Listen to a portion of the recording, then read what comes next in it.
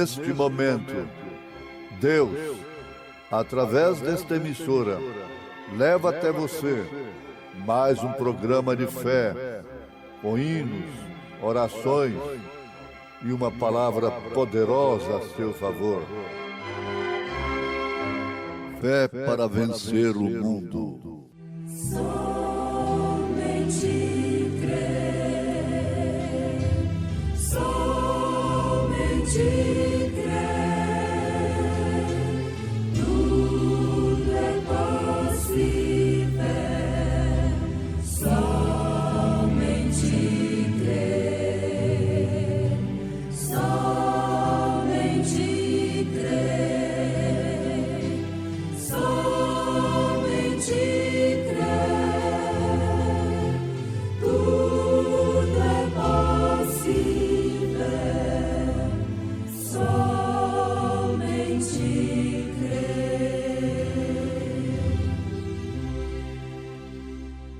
Então ele me disse: peço-te, arremessa-te sobre mim e mata-me, porque angústias me têm cercado, pois toda a minha vida está ainda em mim. Só o tocar de tua mão, Senhor.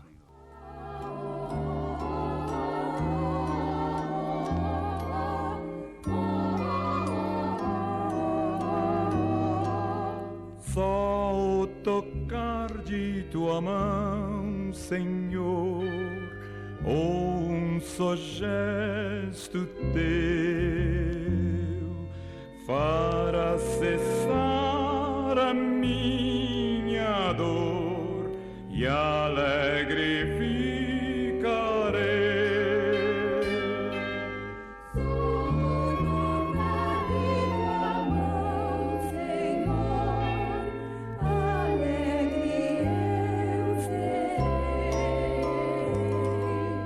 Coro de anjos eu ouvirei, cantando em meu coração.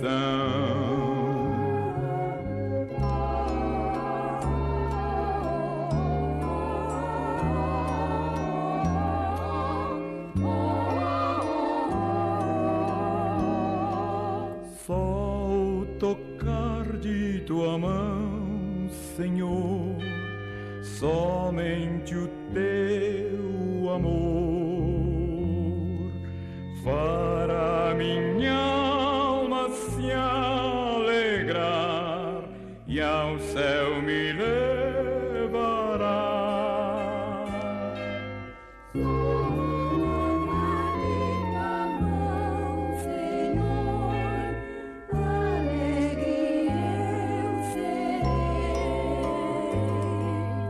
Coro de anjos eu ouvirei, cantando em meu coração.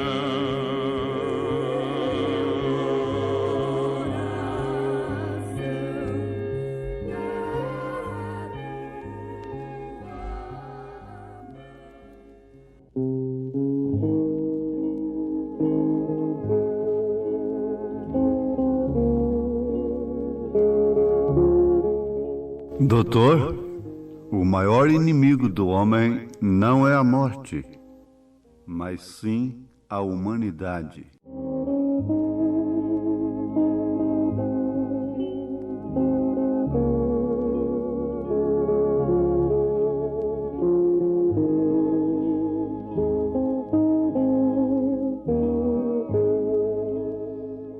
O maior inimigo do homem não é a morte, mas sim a humanidade.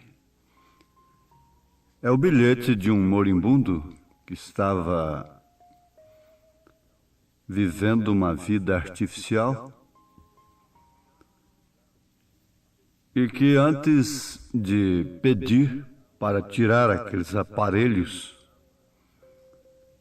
que lhe dava a vida artificial, deixou um bilhete para o seu médico, um grande médico famoso, dizendo: doutor, o maior inimigo do homem não é a morte, mas sim a humanidade.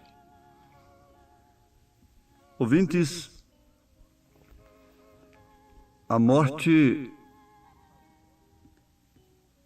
apavora. A morte é um nome que somente soa bem quando parte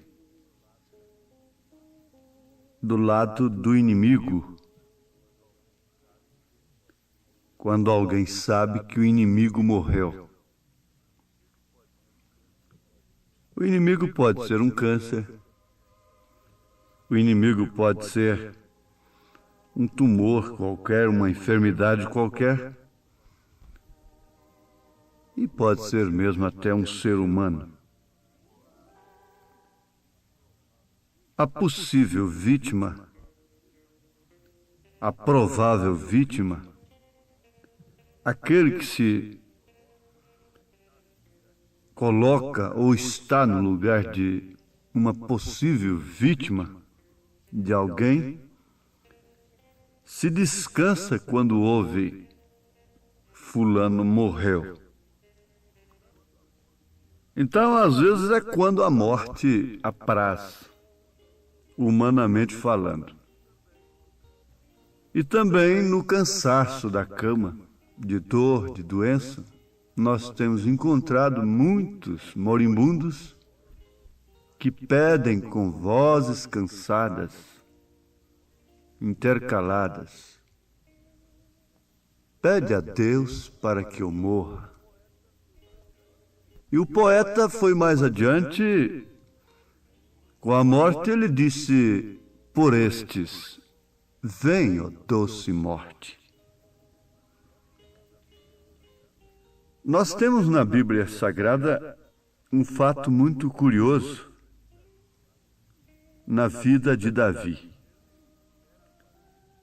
Ele era para ser considerado por Saul, o rei de Israel, um herói. Era para ter aquele homem sempre numa boa consideração e, ao invés de tentar tirar sua vida, Saul deveria proteger a vida de Davi. Mas um espírito de inveja,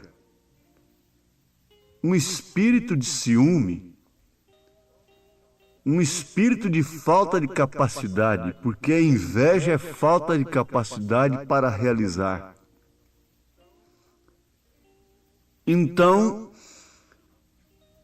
tomava Saul contra Davi. E Saul fez tudo para matar a Davi. Davi teve várias oportunidades para matar a Saul, mas nunca o fez. Nunca usou de tais oportunidades. Ao passo que se Saul tivesse uma oportunidade, apanhasse Davi dormindo, ele teria amputado seu pescoço. Teria se arremessado contra ele sem pena alguma. Então nós vemos aí um contraste de espírito. Davi era um homem de capacidade mesmo antes de ser rei. Ele carregava testemunho. Ele tinha encarado o leão, ele tinha encarado o urso. E, por fim, decepcionou o exército de Israel. Decepcionou o próprio Saul, desprezando suas armaduras e vencendo o maior desafio do dia, que era Golias. Matando o inimigo de Saul, que não somente o matava, mas o desmoralizava. Os filisteus estavam humilhando a Israel, estavam humilhando a Saul. Saul estava sob humilhação, o que é uma terrível morte, um desafio, uma guerra psicológica, uma guerra sem medida, Uma guerra que mata sem que o inimigo toque no outro. É a guerra psicológica. É a disparidade de força. É o medo.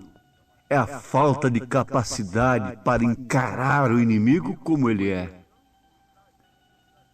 E ao encontrar isto em Davi, o espírito que tomava Saul lhe encheu de inveja. E vamos repetir, inveja é falta de capacidade para realizar. Mas o fim de Saul foi interessante. Foi morte. E a morte de Saul deveria ter causado muita alegria para Davi, o que não aconteceu. Davi era um homem que não podia dormir tranquilo. Tinha que entrar e sair com prudência. Ele não tinha paz. Era um homem sem paz. Depois de fazer tanto bem pelo seu povo, ele não podia dormir. Ele não podia descansar em paz. Ele não podia gozar de seu lar. Ele não podia fazer nada. Ele tinha que sempre estar fugindo de Saul. Sempre com cuidado. Mas de repente uma amalequita.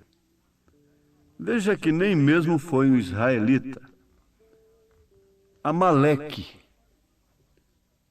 Amalequitas. Um amalequita vinha da tribo nômade, descendente de Amaleque. Mas veja o que é a semente.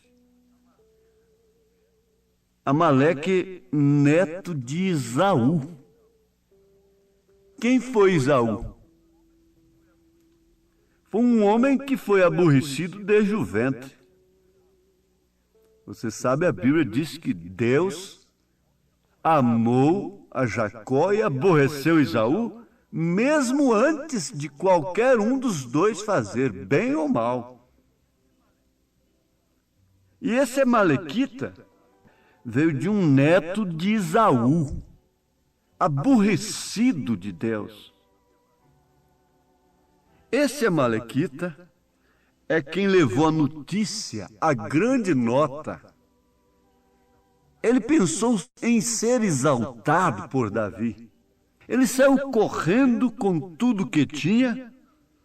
Ele reuniu todas as forças do ministério de um neto de Esaú, de um ministério aborrecido por Deus, para dar a notícia. Naquele tempo houvesse telefone, ele telefonaria primeiro. Houvesse um avião a jato, ele tomaria o jato. Mas ai do jumento, do camelo, ou das pernas do amalequita, do neto de Esaú, a quem Deus aborreceu desde o ventre. Aqueles que dão as notícias. E que prazer! Vou contar para Davi que o seu maior inimigo está morto. E chegando lá, isso você encontra segundo o livro de Samuel, capítulo 1. Saul perguntou: quem és tu?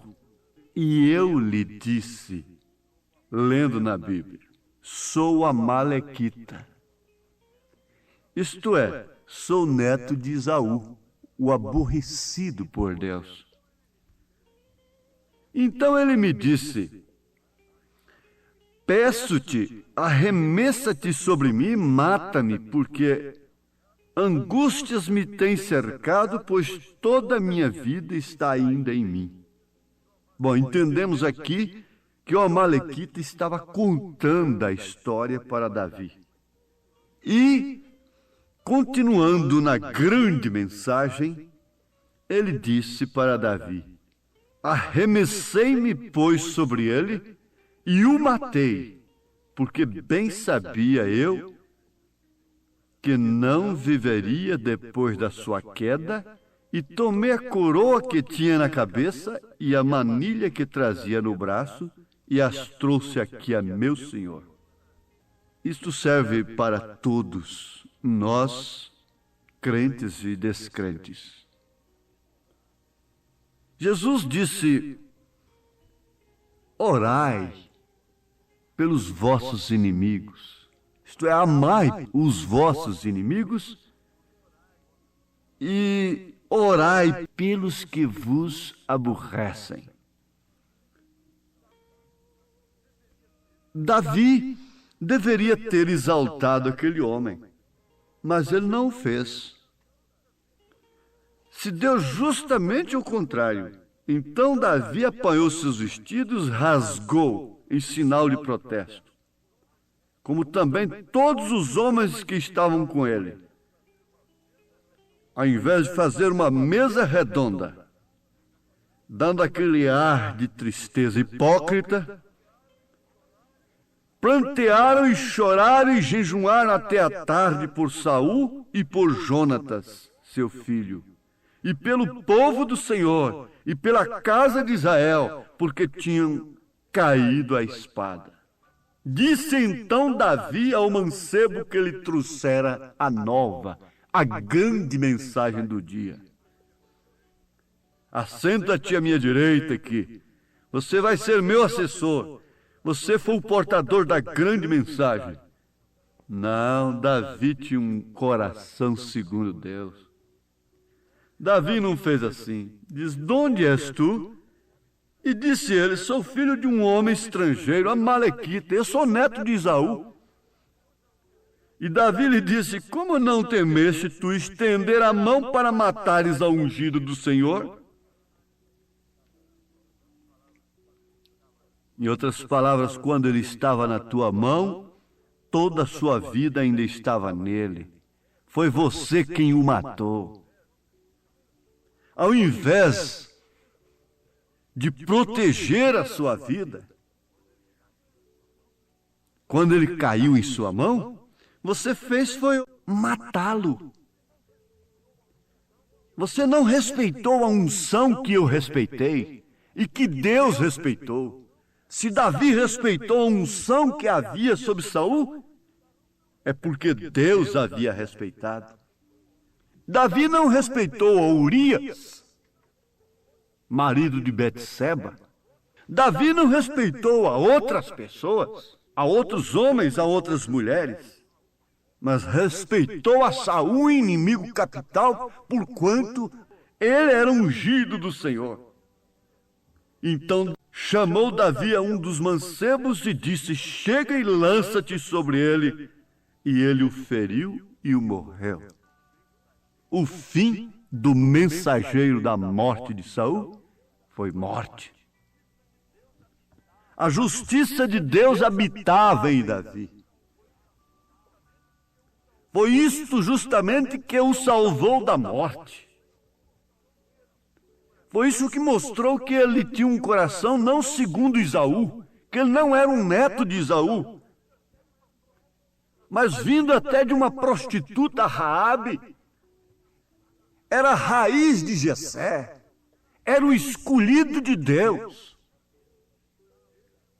A justiça de Deus habitava em Davi a ponto de lhe dar ordem, dizer: este homem precisa morrer, falando de si mesmo. Ele aplicou a mesma sentença para si, mas como a justiça de Deus é que estava fazendo aquilo, não tu revelou a carne e o sangue, mas é a minha justiça. Natã lhe respondeu: certamente não morrerás.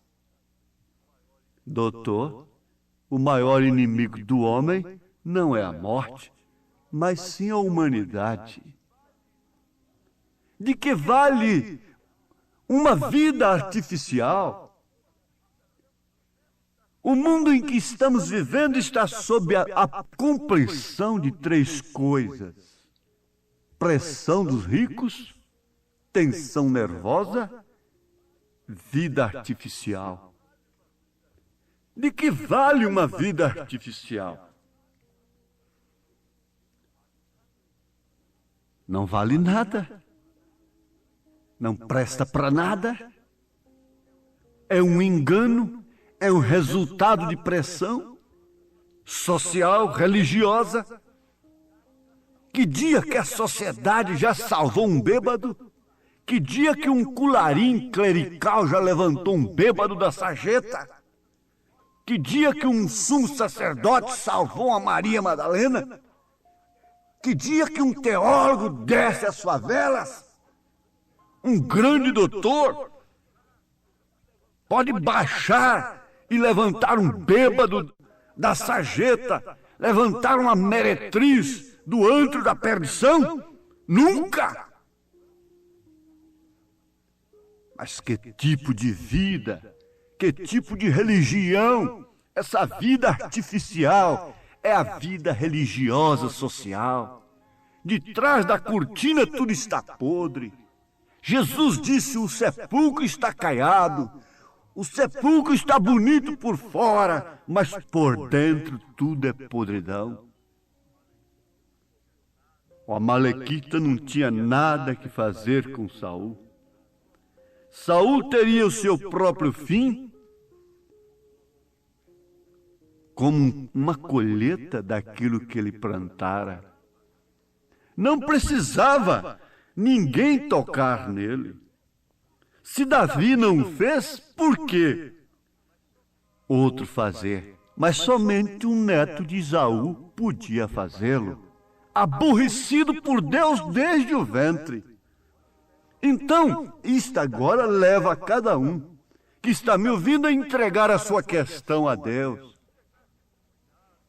entregar seus cuidados a Deus, entregar sua doença a Jesus, entregar seu maior inimigo, que é o ego, é a razão, são os sentidos, os seus sentidos feridos. Entregar tudo isto ao Senhor, certo de que Ele tem cuidado terno, Ele pode te cercar, como cercou Samaria de um exército de fogo, que o homem natural não vê, mas o espiritual pode ver. Então, sendo espiritual, você pode se ver cercado do cuidado terno do Salvador.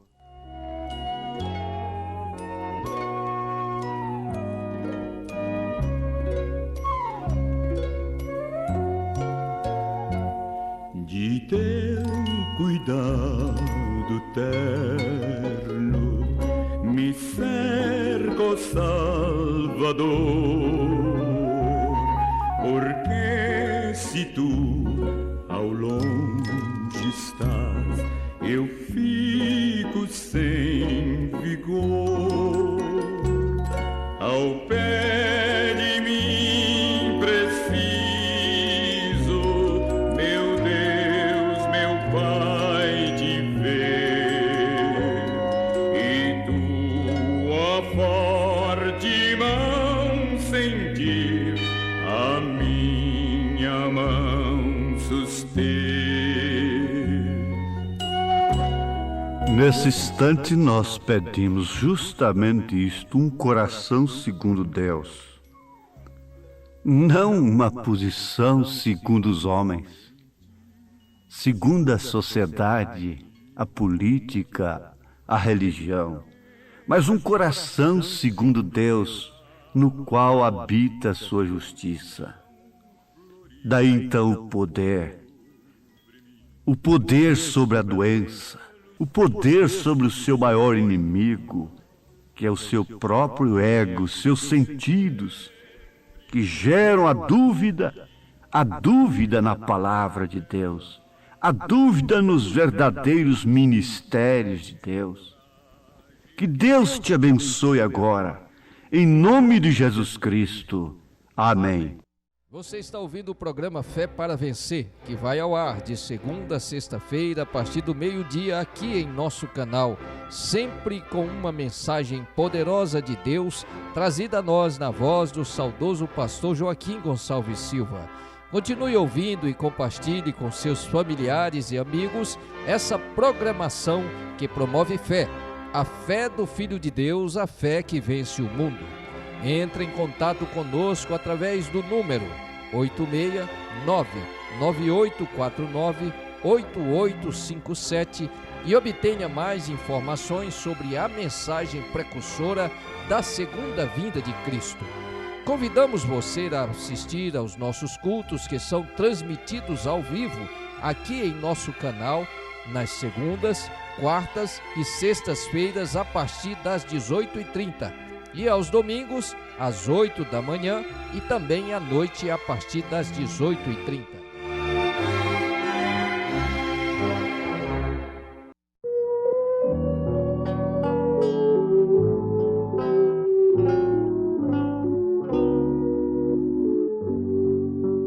Meu Jesus, me guia sempre, que mais posso desejar? Duvidar do meu amado, do meu Deus desconfiar. Paz perfeita, gozo infindo, tenho em sua proteção, pois eu sei que por mim vela seu bondoso coração, pois eu sei que por mim vela seu bondoso coração.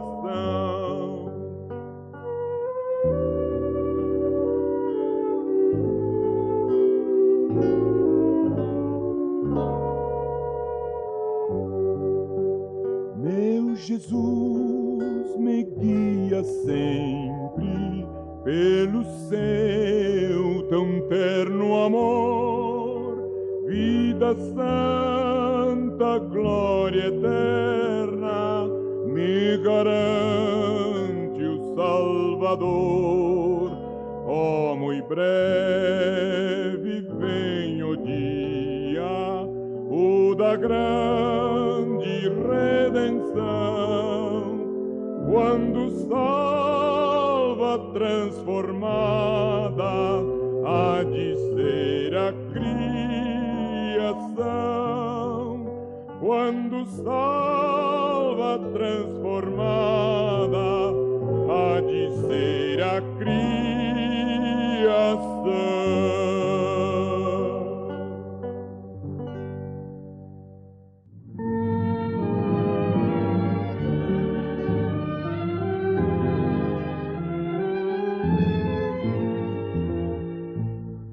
Conforme a tua infinita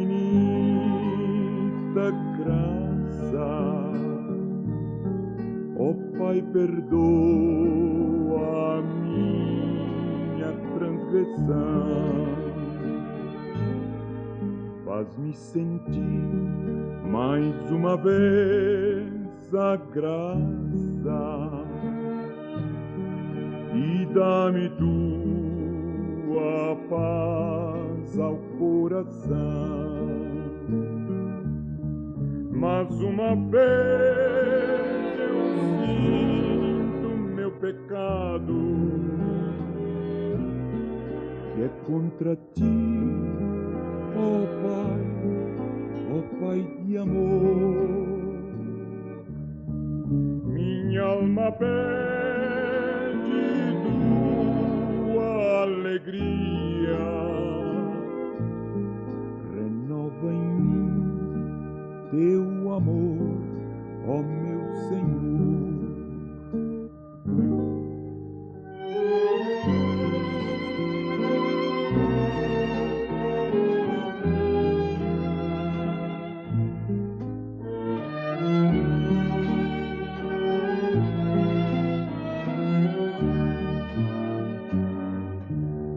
Meu coração a ti eu ofereço,